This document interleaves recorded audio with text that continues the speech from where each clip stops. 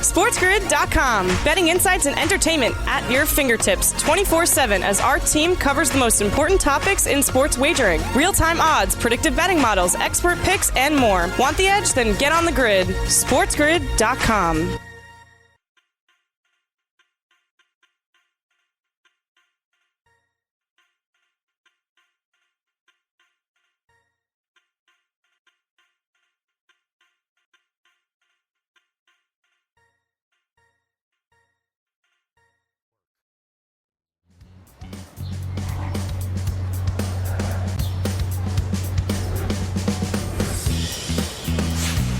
Hour 3, it's happy hour on the morning after on Sports Grid. Thanks for tuning in on Sirius XM Channel 204 with Ben Stevens. I'm Ariel Epstein. This hour, we'll go through Major League Baseball's card for tonight. We've got two great guests, number fires Jim Sonis to break down NASCAR and MLB. Then live from Las Vegas, it's Yanni the Greek. First, it's our West Coast Wake Up. And we have the Los Angeles Dodgers, who finished up their series with the Philadelphia Phillies yesterday. The Phillies get the win 2-1, cashing in at plus 120 on the money line. Yet for the Dodgers, the Dodger bullpen did not allow a run in 14 2/3 innings in the series, but the Dodgers couldn't scratch a run off the Phillies bullpen in the finale. LA ends up taking 2 out of 3 in the series with the Phillies. Big win for the Phillies, considering they're trying to stay afloat at the top of the National League East. The Dodgers, on the other hand, still struggling to catch ground with the San Francisco Giants. Ben, after this series with the Phillies, at least it was on the East Coast in Philly, the Dodgers do take 2 out of 3. Right. Philly avoiding a sweep. Bryce Harper with a home run in that game yesterday to avoid the sweep. A good sign for Philly backers because that bullpen has really been the part of this Philadelphia Phillies team that has lagged behind. The third worst bullpen in all of Major League Baseball, according to the keyest metric in my mind, wins above replacement. Pretty much what do you do to contribute to getting your team a win, which is really all that counts when you get to Major League Baseball. So the third worst bullpen in terms of WAR, but shutting down the Dodgers yesterday, avoiding the sweep. Philly a half-game lead over the Mets in the NL East heading into this weekend. They are the favorites right now in the FanDuel Sportsbook, just by 5 cents at plus 150. New York is plus 155. But Ariel, not the NL East, but the NL West. Finally, the divisional odds make sense. San Francisco holds a 5-game lead in the National League West. And for the first time all year, the Giants are the odds-on minus money favorite to win the National League West on FanDuel. Minus 120 for the San Francisco Giants. The movement has happened this morning. It all makes sense. All is right in the world. The Dodgers, the second shortest odds, still even money, not far behind at plus 100. But the Giants finally have done it. They have earned the bookmakers' respect. They are the minus money odds-on favorite, minus 120 to win the NL West. It makes sense. There's less than 50 games. They hold a 5-game lead in the National League West Division. Wow. Looking at the record right now also for the San Francisco Giants, the Giants are sitting at 74 wins. Preseason win total, 76. This Giants team is going to go over their preseason win total within the next week or two, Ben. And I don't like to jinx things. It just, come on, they're not going to win 3 more games this year. It doesn't feel like a big jinx. The Giants have exceeded expectations. Now the question really is, can the Giants hold on so they don't have to play a wild card game? The wild card game just throws a wrench in everything because realistically, these are the 2 best teams in the National League. Every other team's record, I mean, I guess you could say the Brewers at 70-46, they have the second best record. You just have to look at these divisions though. The Brewers are up on the Reds by 8 games. Then you go to the West, and it's so close. I mean, the Dodgers are 5 games back, but this division has beaten each other up. The Dodgers just haven't been as strong in the division. Even the Padres have come away with winning series against the Dodgers this year in LA.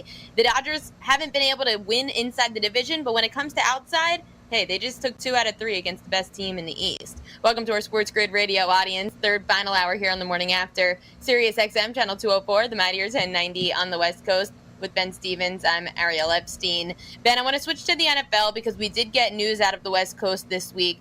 The head coach, the first-year head coach of the Los Angeles Chargers, almost at San Diego Chargers, Los Angeles Chargers, Brandon Staley has announced that he's not going to play his starters in the preseason. He didn't just say preseason game 1. He said the entire preseason. And this was the tweet by ESPN's Adam Schefter saying it's not just Justin Herbert, it's the running back Austin Eckler, wide receiver Keenan Allen, and their best defensive player Derwin James. Seeing this information come out, Ben, how much of a fade are the Chargers the rest of the preseason?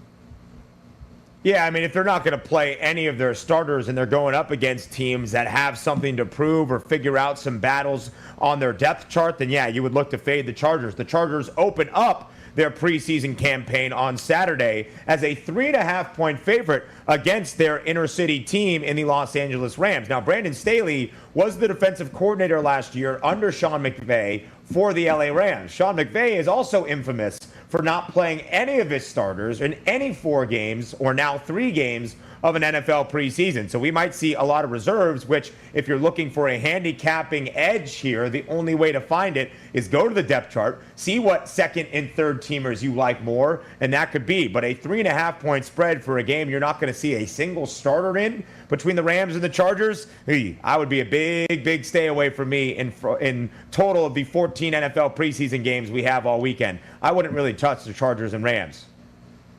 No, I don't want to play these teams also that I know the starters aren't playing. Then it's a lot more uncertainty. And granted, what does 2 series really mean if a starting quarterback plays? Probably nothing. However, at least you have a good gist for the way that it's going to go. Like, if you know that Cam Newton's going to start for the first 2 series, then you probably know Mac Jones is going on for the rest of the way. You look to other teams that have quarterbacks like a Mac Jones, a rookie that needs to get the reps in, or a second-year player that needs to get the reps in. Those are the teams that I would target, or also the winning streaks that have been going on for some of these head coaches that care about the preseason. Otherwise, for a team with a new head coach who's not going to play his starters, no thank you. Go find another game to bet on where maybe you have more information.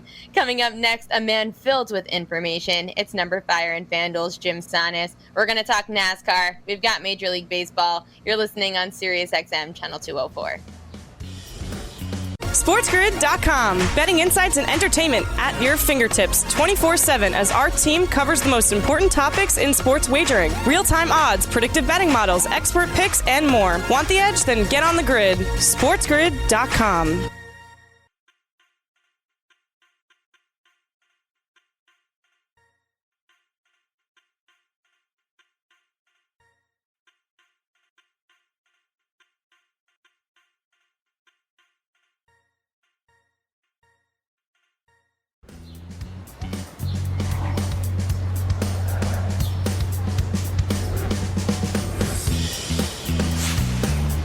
Back on the morning after on Sports Grid, SiriusXM Channel 204 with Ben Stevens. I'm Ariel Epstein. We welcome in Number Fire and FanDuel's Jim Sanis to break down NASCAR and Major League Baseball. Jim, we're going to start with NASCAR. It's the Brickyard 400. However, there has been a little bit of scrutiny from these drivers because they did move the track. What do we need to know about a track that these drivers have never raced at before? Yeah, they're running the road course this year as opposed to the oval at Indy, which is interesting because, you know, it was kind of a crown jewel type race, but it's also kind of boring. So they figured they'd put it on the road course. The Xfinity Series ran here last year. It was a pretty fun race. Chase Briscoe won that one. He's in the field this year, but I think that it's kind of one of those races we can play it similar to other road courses. So kind of look at the previous 5 road course races this year, see who has done well, see whose odds may not account for the fact they've done well, and there are some guys who check that box to me, and see if they have the upside to beat Kyle Larson and Chase Elliott, because they have been the guys to beat at road courses this entire year, and for Elliott beyond that as well. So, Jim, let's start with the outright market and looking at that futures area. Where do you think the value is for this weekend's NASCAR event? For me, it's all in Joe Gibbs Racing. I kind of was tempted to go Kyle Busch at 12-1, but to me, the 2 longer guys, Christopher Bell and Denny Hamlin, are both really enticing. Bell and Hamlin both 19-1 to win for this week, and Bell is the guy who was in contention last week, even with Larson and Elliott being so fast. So it was while Elliott was in the back, so we didn't get to see him go head-to-head with Chase Elliott, but he was battling Larson, battling Martin Truex Jr. for the lead, and got spun, and still finished 7th. So he ran well there and could have potentially won that race, which means that he's been in contention to win 3 of 5 road course races this year. He did win in Daytona. He finished 2nd in Road America, and that's a good record for a guy who showed in the Xfinity Series he could run well on road courses too. So Bell at 19-1 is enticing. I also like his podium odds at plus 500. Hamlin, like just the outright because his podium odds are shorter, but 19-1 for him. He's been awesome on road courses for a long time. Hasn't broken through since 2016 at Watkins Glen, but he's been close. And, things can happen on road courses for sure. We could see an Elliott or a Larson wreck, and that could open the door for someone else to barge in. Hamlin ranks third in aggregate average running position across road course races this year behind Elliott and Larson. So if something were to happen, I think that Hamlin would be among the guys pushing for the win along with Bell. So to me, I want to focus on those two guys, both 19-1 as potential guys who do have the upside to beat Elliott and Larson should something happen. For anyone that's new to betting on NASCAR, the way that all the sharps end up betting it is in match betting. They take two drivers and say who's going to finish above the other. And the one match bet that you like, Jim, is Joey Logano over Kevin Harvick. It's at minus 112 on FanDuel. Why do you like this match bet?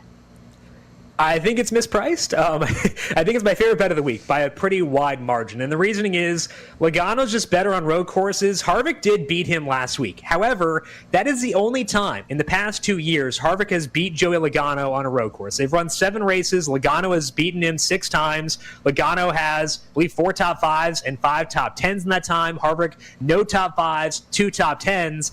I think it's a pretty serious overreaction to what we saw last week. Logano's been very good on road courses this year. Harvick has not. And then that got flipped in Watkins Glen, partly because Logano got wrecked by his teammate, Brad Keselowski, who was having brake issues. So I think it's a massive overreaction to what we saw last week. Logano grades out as a potential winner for this race. Harvick does not. So I just think it's a pretty rough line and an overreaction to last week. So to me, I think that if you're going to go hard at any one bet this weekend, it would be this one to me. Logano over Harvick, minus 112. I think that number just undersells how good Logano is and how much Harvick has struggled on road courses since the start of 2020.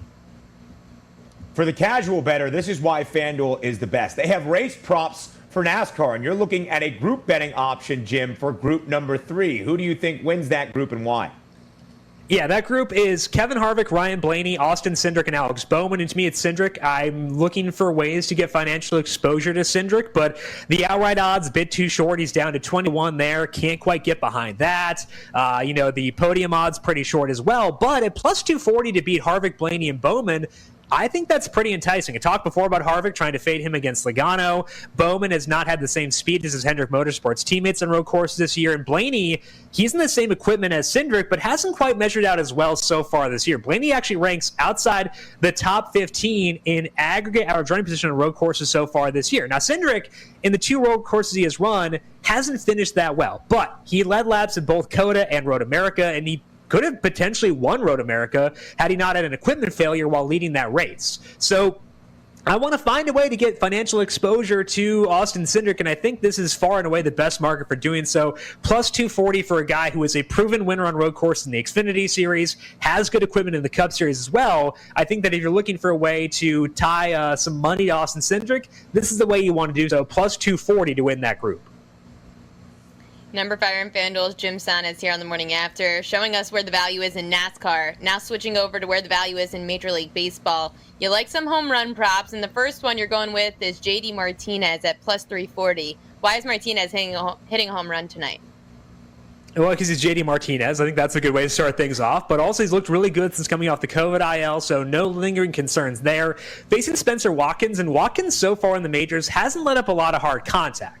But he's also faced some lower-level teams like the Marlins. The Tigers have been better, but they're not a top-level type team. And when he faced the Rays last week, they had a lot of barrels against him, a lot of hard contact, and Watkins lets up a lot of balls in play. 17% strikeout rate over his 4 starts since the All-Star break. So he's going to let up balls in play. He does let up fly balls, and I think that hard contact number against should rise as the sample increases. It's also a pretty small sample from a platoon perspective against Watkins, but the advanced numbers, the numbers that stabilize most quickly, say that righties should fare well against him, despite the fact he is a righty. So righty on righty matchup here. J.D. Martinez, very powerful guy, facing a guy who lets up a lot of balls in play. I think that Martinez, given the power he has shown specifically since he came out the COVID IL, that erases the concerns that I may have had previously, and I think that it sets Martinez up well to go yard against Watkins tonight. Every time I see a home run prop now, Jim, I'm just hoping we're playing in Dyersville, Iowa. But alas, this game in the Twin Cities tonight in Minnesota, the Twins, the highest over percentage in all of Major League Baseball at nearly 61%. You are targeting somebody that is their opponent tonight to go long in Minnesota. Who do you think hits a home run prop for the Tampa Bay Rays this evening? Yeah, I like Austin Meadows quite a bit just because he's a really good hitter versus righties. And I think this number is a bit long at plus 350. I think that given the power he has shown specifically versus righties so far this year, 20 home runs against righties compared to 1 versus lefties, facing Michael Pineda, who checks a lot of similar boxes to Spencer Watkins, where he lets up a lot of balls in play. 5 starts for Pineda since he came off the injured list. He has let up a ball in play about 81% of the plate appearances against him, and 46% of those balls in play have been hard hits. He's let up a lot more fly balls to lefties than righties this year. So as much as I'd love to go with the Nelson Cruz revenge narrative against the Twins, can't quite get there. Want to go with the lefty here. Meadows and Brandon Lau, both guys who stand out there, along with Ji-Man Choi. But the guy whose price I like the most is Austin Meadows. I considered Choi because he is, I think, 440 to go deep. So I considered going there. But Austin Meadows, a lot of power, proven track record, facing Pineda as a lefty. I think that that's enough boxes to check for me to feel really good about Meadows for tonight.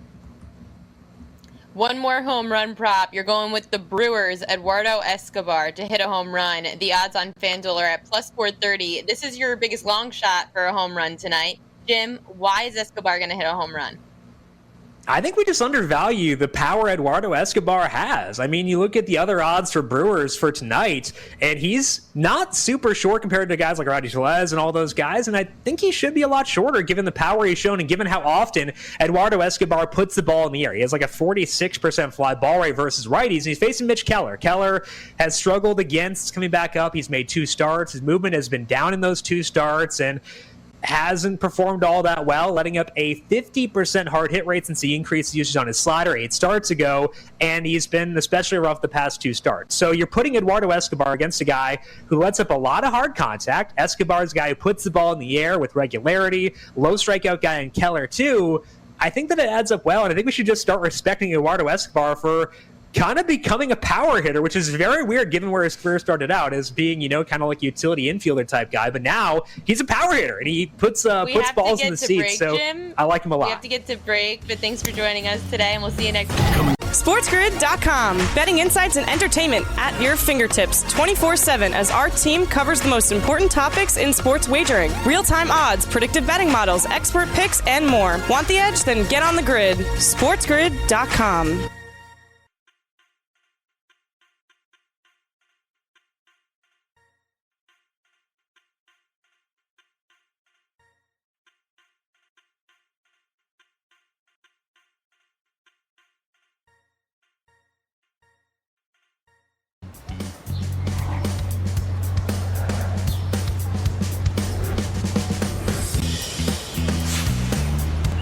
Back on the morning after on Sports Grid, Sirius XM Channel 204 with Ben Stevens. I'm Ariel Epstein. We're going to break down the Major League Baseball card, but first make sure to check us out on social media, Sports Grid and Sports Grid TV. Yes, there's 2 Twitter accounts to go follow. We've got the edge that we're going to give it to you 24/7 on our Twitter, so make sure to give us a follow at Sports Grid and Sports Grid TV.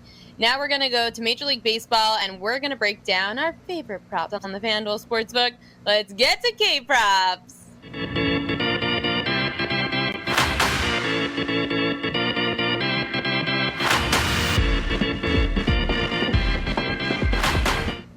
For the Major League Baseball strikeout prop of the day, I am going with Robbie Ray. I just wanted to say that because it rhymed. The Seattle Mariners have the second highest strikeout rate in baseball and the second highest against left-handed pitchers. Ray is a left-handed pitcher. And Toronto on the road in Seattle. Toronto's pitcher is with Robbie Ray against left-handed pitcher against teams with a top 10 K rate against lefties. He's averaging just under 9 strikeouts per game, Robbie Ray. That's why I like his K prop to the over, and I actually want to see if it came out yet because it didn't come out before the show. Oh, it's out. Okay. Robbie Ray strikeout prop, 7.5 plus money to the over? What? Okay, that's a fishy line. That's a really fishy line. Here's the reason it might be 7.5. It's because he hasn't been striking out that many teams. He had 5 against Boston his last time out, 4 against Cleveland, then 8 against Boston, 4 against Boston, and 8 against Texas. So he hasn't been having that many strikeouts. This is why I like to use the metric of top 10 K rate against teams that struggle against left-handed pitchers. The teams that he's faced in his last 4 starts, Boston and Cleveland, they don't strike out a lot against lefties anyway. That's why it's a good buy low value for the over 7.5 strikeouts on Robbie Ray, who against Tampa had 11 strikeouts. Seattle, he had 10 strikeouts against them earlier this year, 13 against the Chicago White Sox, 9 against Miami, 9 against Philly. He's averaging just under 9 strikeouts per game against teams that struggle against lefties. Give me the over, 7.5, plus money to the over on Robbie Ray strikeout prop, Ben. Oh, I love the over there. Plus money on a 7.5. I thought you were going to say an 8.5 easy on Robbie Ray, who has been absolutely dealing and been one of the bright spots of that Toronto Blue Jays starting staff. So I thought you were maybe going to give an 8.5, and that was going to be a good number, or 7.5, too much juice, but plus money to the over. I love it. Here's how I knew you were going to start off with Robbie Ray today, because I wrote down a couple of stats, and then I was like, you know what? Ariel's going to list them all, so there's no point in me doing it. I know she's going to target Robbie Ray for his strikeout prop against the Seattle Mariners today. An area I am looking, and dare I say, I might go a twofer of a strikeout prop in the exact same game, is the matchup between the Reds and the Phillies today. For Cincy starting, it's Tyler Mahle. For Philly starting, it's Zach Wheeler. First, we highlight Zach Wheeler because Zach Wheeler right now is the favorite to win the National League Cy Young Award on the FanDuel Sportsbook at plus 165. Zach Wheeler has shot up this board and is now becoming one of the best pitchers, obviously, in the National League. Zach Wheeler also leads all of Major League Baseball this year with 181 Ks total. That is the top number in all of MLB. Now, here's the interesting thing about the Reds. Before the All-Star break, they had the 11th lowest strikeout rate against right-handed pitching, hovering just right around 23%. But since the All-Star break, it's the 8th highest number at 24.5%. It's still at 24.6% over the past 2 weeks. Wheeler, against teams that rank in the top 10 in terms of strikeout rate against right-handed pitching in the last 2 months, has faced 4 opponents. The Braves twice. He had 8 strikeouts and 12 strikeouts. He faced the Marlins once, 7 strikeouts. The Cubs, 6 strikeouts. That number the most peculiar to me because the Cubs have the highest strikeout rate against right-handed pitching this year. But Zach Wheeler's strikeout prop against the Reds today is 7.5. The over is even money. The under has the juice at minus 128. I still would lean the over against the Reds team, who has been striking out a lot more against the pitcher in all of Major League Baseball, who has the most strikeouts total and is now the favorite to win the NL Cy Young. Now, the other area I look for a strikeout prop in the same game is my guy, Tyler Mahle. Now, Tyler Mahle, for me, was a cash cow early on in terms of his strikeout props. Then through the middle part of the year, those numbers were coming down a little bit, and you were getting towards the top end of the market, seeing 6.5, 7.5 on Tyler Mahle. Now it's at 6.5, and the under has a ton of juice at minus 180. It has taken away the value in my mind from this strikeout prop because I was going to go to the under. Now, since he has started striking out more since the All-Star break, the Phillies are the complete opposite. Philly had the 5th lowest strikeout rate since the All-Star break, 20.6%. 6th lowest K rate versus right-handed pitching in the last 2 weeks at under 20%, 19.4%. Compare that to the beginning of the year. The first 3 months of the season, Philly had the 11th highest strikeout rate against right-handed pitching at nearly 25%. Now, Tyler Mahle did have 10 strikeouts against the Pittsburgh Pirates team, who doesn't strike out a ton in his most recent start. But in the 3 starts prior to that start against the Buccos, he only had 12 strikeouts overall. So against the Philadelphia Phillies team, who is very hot with the bats and not striking out a ton anymore, I was going to take the under of his strikeout prop. But it's 6.5 and the under juice to minus 180, and I got to stay away from that price. However, I do like Zach Wheeler in the over of his strikeout prop, even money against the Reds. I'm going to add to this game as well. The Cincinnati Reds have been one of the best run line teams in the second half of the season. In fact, they've been hitting at just over 68% on the run line as an away underdog this year. Philly, on the other hand, when booked as a home favorite on the run line, they're only cashing in at just under 38%. That number is only up to about 41% when they're coming off a win. The Phillies just had a tough hard-fought battle against the Los Angeles Dodgers. The Reds are getting 1.5 runs, and it's already been juiced on the run line. Minus 134 has gone up to about minus 142. Cincinnati's road finishes, they've either lost by 1 run or won the game outright on the road. They are 9-2 by either losing by a run or winning, and then full-out losses by one more than a run. So 9-2 in the second half of the year when playing on the road. I could see the Cincinnati Reds getting that plus 1.5 and either winning outright or losing by a run against the Philadelphia Phillies. That's the way that I like this game.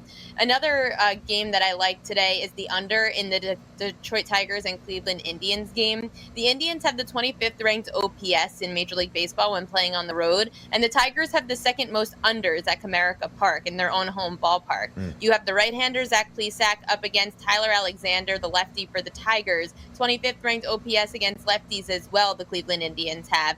And when you look to full 9-inning games in Detroit, because they had some doubleheaders, but second half, full 9-inning games in Detroit, they're 2-9-1 over-under of a total of 9. I say this game goes under the 9, and it's already trended down from 9.5 to 9 overnight, Ben.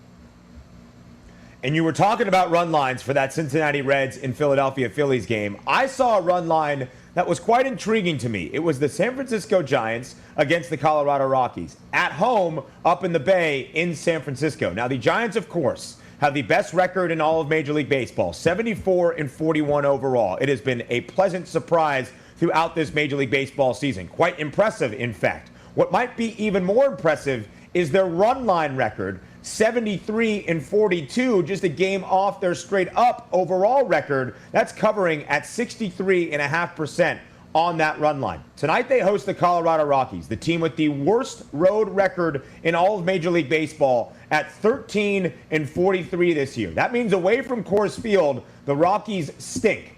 13-43 is Colorado away from Coors Field this year. Now the Giants against the Rockies right now, that run line is minus 1.5 in favor of San Francisco, and it was at even money, plus 100 just about 20 minutes ago. It's moved even more in their favor based on the price, now minus 106 on the FanDuel Sportsbook. I still don't mind that. Now, the Giants are a minus 225 favorite straight up on that money line against the Rockies tonight. And when you think about what these two teams have competed against each other so far this year, the Giants are 6-3 against the Rockies. In all but one of those 6 wins, they have covered the run line of 1.5. In fact, last night, they beat the Rockies 7-0 up in San Francisco, part of a 5-game winning streak for the Giants, who are now finally the odds-on favorite to win the NL West at minus 120 on FanDuel with a 5-game lead in that division. I know the run line isn't great with a National League home team. Despite the fact they're a favorite at minus 225, I still don't mind them minus 1.5. The best run line team in baseball at 73-42 overall on the run line, covering at 63.5% against the Rockies, who have the worst road record in all of Major League Baseball. Give me the Giants on the run line tonight. Ooh, okay. Laying the 1.5. See, it's just something that I don't have the nerve to do. I'm too nervous to do it. Laying 1.5 only concerns me because if the Giants are in a situation for some reason against the Rockies where they need 1 run, they're only going to score 1 run unless it's a 2 or 3 run shot. Otherwise, that's the only reason. I could see this, though, with the way favorites have been hitting, and nonetheless, it's the Rockies. I can see the Giants winning by 2 runs or more against Colorado. The other game that I was targeting for unders, the Mets, the most home unders in Major League Baseball, hitting it just under 67%.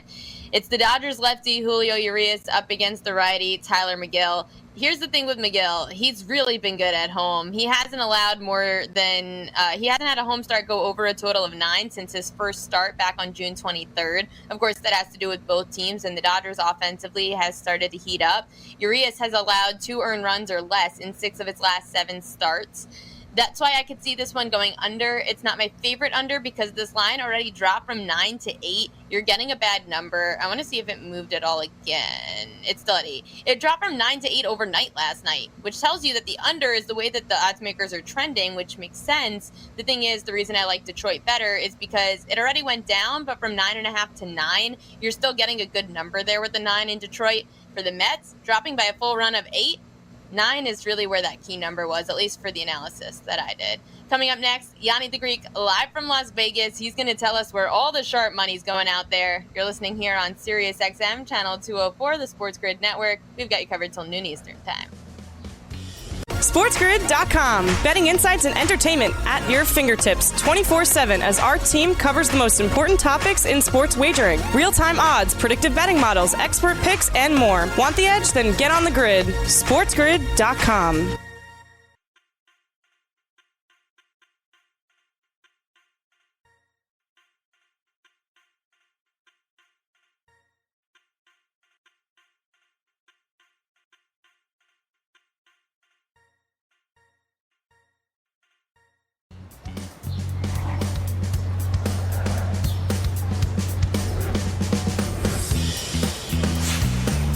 Back here on the Morning After on Sports Grid, Sirius XM Channel 204 with Ben Stevens. I'm Ariel Epstein. It's one of our favorite segments here on a Friday, and it's Yanni the Greek live from Las Vegas to tell us where all the sharp money's going, especially in preseason. It's so helpful to have someone like Yanni to give us the insight as to how to bet these games. Yanni, NFL preseason's underway. 3 games tonight. We have a bunch of games coming up this weekend. How do you find the edge in betting the preseason in football? I love preseason, and I always said I wish they added an extra week of preseason compared to an extra week of the regular season, because the last week of regular season is just so difficult to bet. And with preseason, the reason I think the edge is so great is because of the uncertainty that odds makers have and bookmakers have to deal with. Like, you're seeing these line moves of 2, 3, 4, 6 points.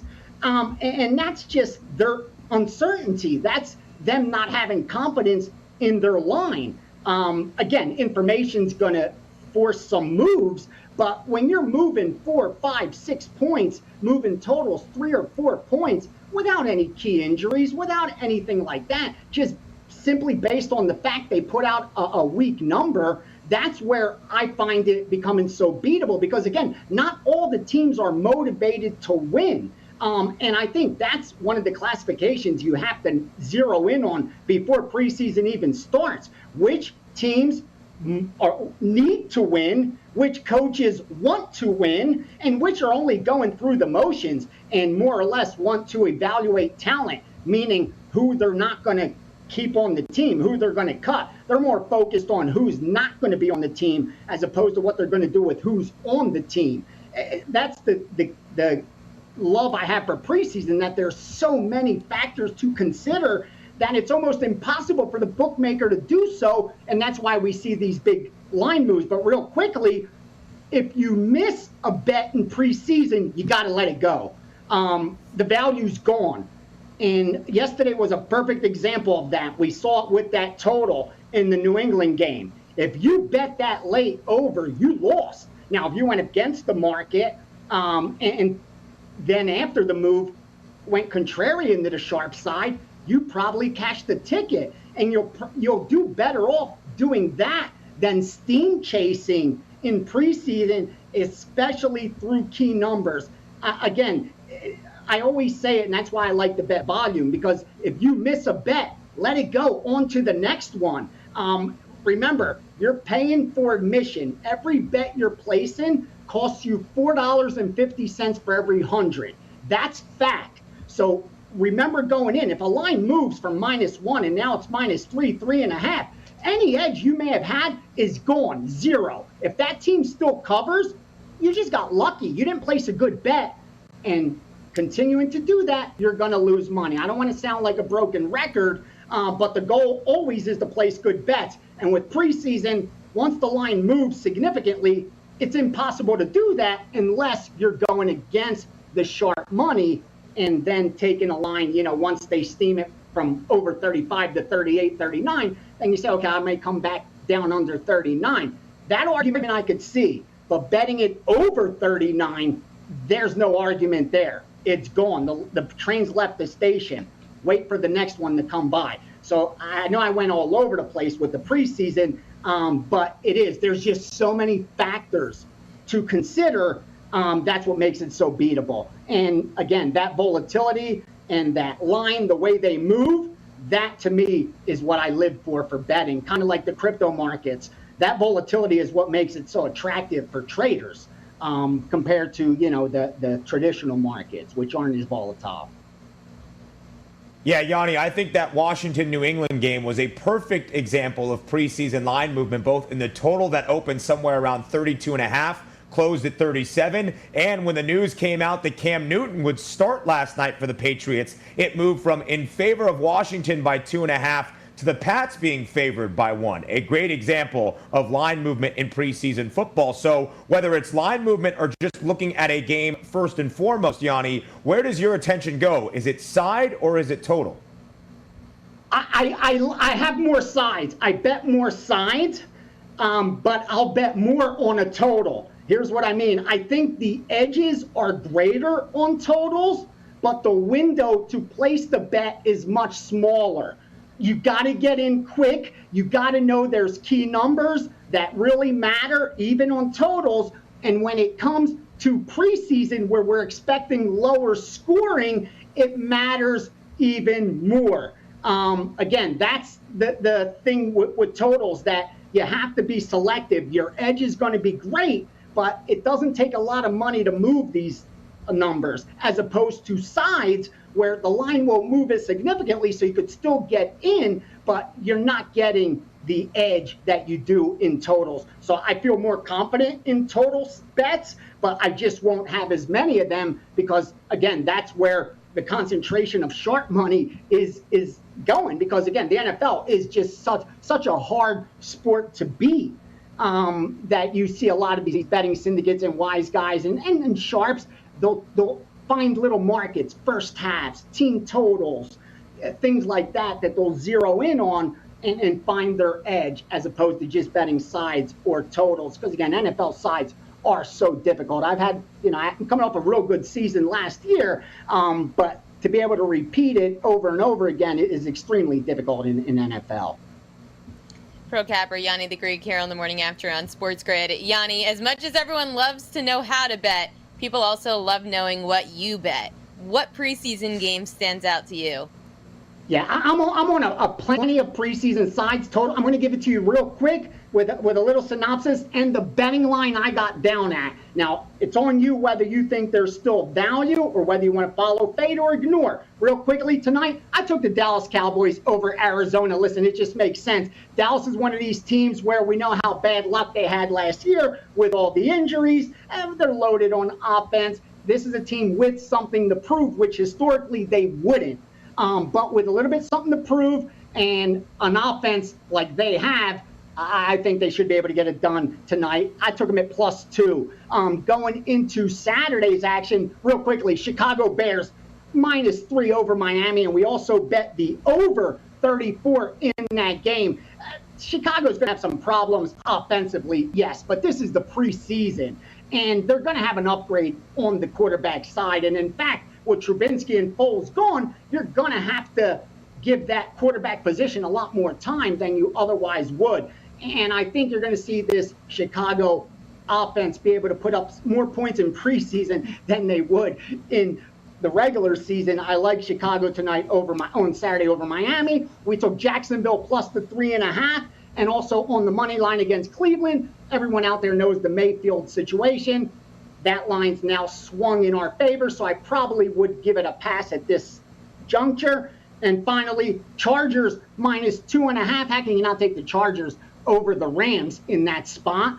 Again, Haber, you saw what he did as a rookie. Whether they're going to get playing time's a different story, but it's the defense that has to improve. And I think with the Chargers, that's the focus in this preseason. Watch that defense clamp down on the Rams without Goff, new system, new quarterback, I like the Chargers -2.5. Finally, Denver +1 over Minnesota. And I went over 33.5, Houston, Green Bay. Green Bay, you know what you're going to get from them offensively. And you know what Houston has to do with their situation with Deshaun Watson and all that happening in Houston. They got to figure some things out on the offensive side of the ball. And I think you're going to see some points there. 33.5 was just too low, and the market's moving with me. So Chicago and over, Jacksonville, Chargers, Denver, over Houston, Green Bay. When the dust settles, you should turn a profit. And don't forget, Dallas tonight will beat Arizona. Yanni, obviously this is a new preseason schedule. Only 3 games this year in the NFL for this preseason slate. Do you notice big changes week to week? Obviously, you might see some starters play a little bit more, but in your handicapping, how much do you look at this week 1 result and then take that into next week, week number 2? Huge. I'm so glad you asked that, because there's just like in the regular season, some of the biggest bets I'll place are in week 2. And the reason for that is this, that we have 1 hour of football, 60 minutes, only 1 game under our belts, and 6 or 7 days to analyze everything we saw. And conclusions are drawn, and over 60 minutes, which I stress over and over again, never give too much credit to any outcome. There's so much randomness involved, but with only 1 game under your belt, that's all we have to talk about all week. So a team that looks bad, we talk about, how bad they may be, and a team that looks great, we talk about how great they may be. And the market's going to react to that in the short term, and that's how you take advantage of it. For me, again, the teams that, and I don't mean to come off like you just go contrarian, but again, more times than not, those teams that do so well in week 1 with no other history behind them, you're forcing the odds makers to attach a premium on them in week 2, because that's all we're talking about over those 6 days, that team. So it's going to attract betting action. So that's why after that first week of both preseason and regular season, those adjustments are the most advantageous for sports bettors, because bookmakers are forced to overreact in the short term. They won't change future odds, but they'll change game odds. And that's why I say, when you're betting day to day, you got to be a day trader. Forget all this investment nonsense. You got to be ready to short or long a bet immediately.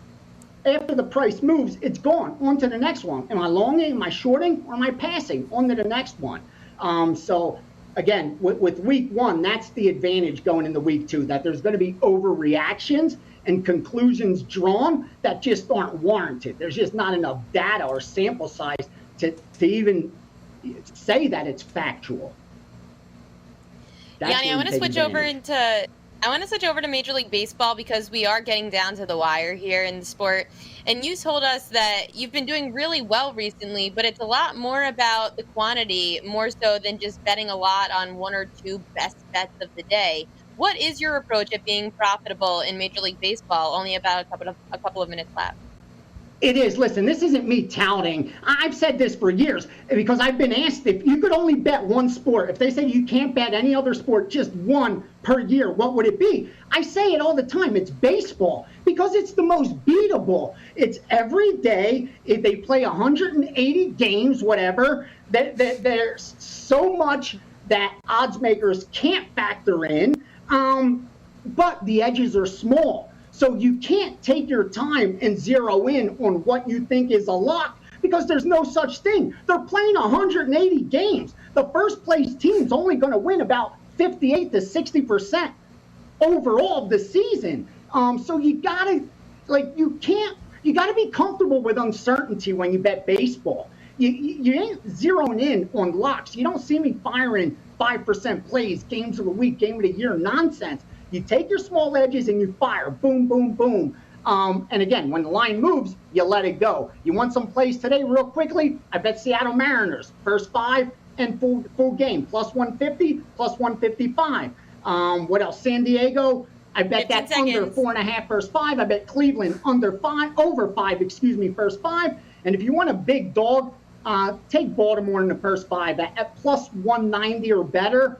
They shouldn't be that high. SportsGrid.com. Betting insights and entertainment at your fingertips 24/7 as our team covers the most important topics in sports wagering. Real-time odds, predictive betting models, expert picks, and more. Want the edge? Then get on the grid. SportsGrid.com.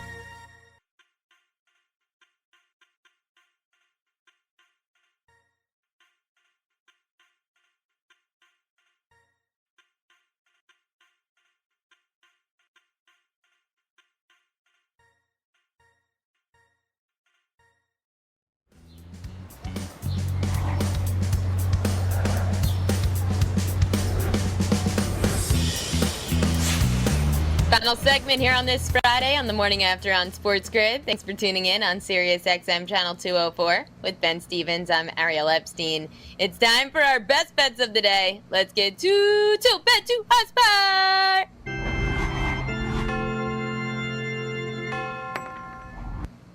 My first best bet of the football season. It's a football Friday, and I have to represent the purple.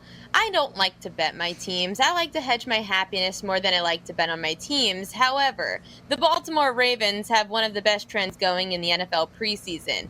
The Ravens head coach John Harbaugh's 37-12 in preseason games. He's on a 15-game winning streak. Hasn't lost a preseason game since back on September 3rd, 2015. When the Ravens are at home in the preseason, they won 19 of their last 22 preseason home games. Give me the Ravens on the money line minus 135 against the Saints Saturday night, 7 p.m. Eastern time. Ben, where are you going? Ariel, we just got a masterclass lesson from Yanni the Greek, one of the sharpest men out there, on when the right and wrong number comes in NFL preseason football and when to just let it pass. So I throw in a caveat for my best bet of this weekend in preseason football that happens tonight, the Cowboys and the Cardinals. For most of the early portion of leading up to this preseason, the number was 40 for the total. It has now come down to 38.5. I loved it at 40. I loved it earlier this morning at 39.5. At 38.5, I like it. I'm not sure I love it. Since 2010, 57% of the games have hit the under with a total that is 37 or higher. This was the highest total on the board. Now it is the second highest total. I still lean the under, although the Cardinals have a very good offense. We won't see a lot of those starters tonight. And the Cowboys' quarterback depth does not scare me. They only scored 3 points in that Hall of Fame game. So although the number has come down by 1.5 from where I loved it, I still lean the under at 38.5 between the Cardinals and the Cowboys. Good luck to your bets this weekend, preseason, Ben. I'll be rooting for you. And hello, Football Friday to all my Ravens fans at the Ravens Block. Thanks for joining us here on the Morning After on Sports Grid. For Ben Stevens, I'm Ariel Epstein. We'll see you on Monday, 9 a.m. Eastern Time, right here on the Grid. Remember,